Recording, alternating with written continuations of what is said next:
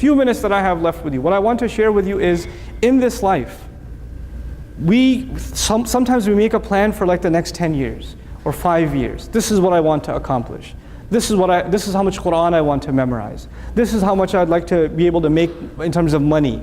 This is when I would like to get married. We set goals for ourselves and we strive towards those goals, and there's nothing wrong with that. But I tell you, if you internalize this ayah, you learn to put those plans in one compartment in your head, and in the other compartment you realize that all of that means nothing if I'm not building my akhirah.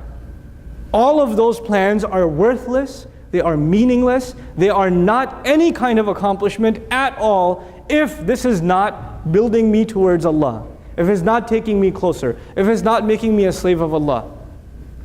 There are people's perceptions of us, and then there's the reality. People's perception, our own perception, and then reality. People's perception may be you're successful.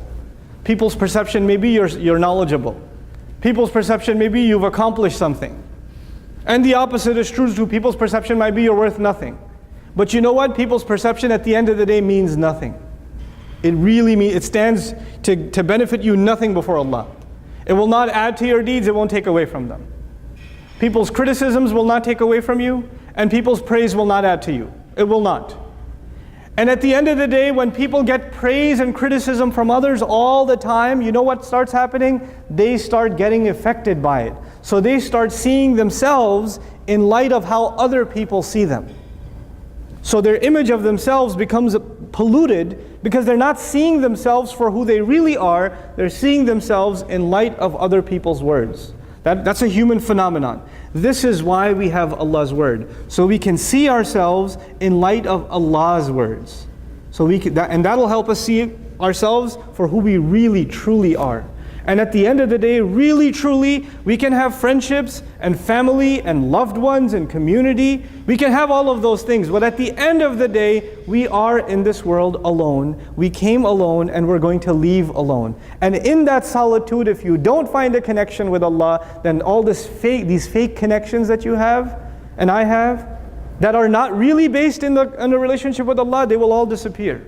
They will not last. The facade will dissipate eventually. If not in this life, then in the next. So we have to internalize a very powerful reality that Allah has given us in فَمَا أُوتِيتُم مِّن شَيْءٍ فَمَتَاعُ الْحَيَاةِ الدُّنْيَا.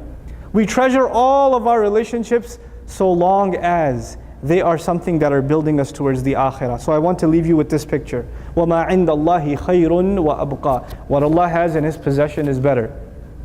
Now what we have right now is also in Allah's possession.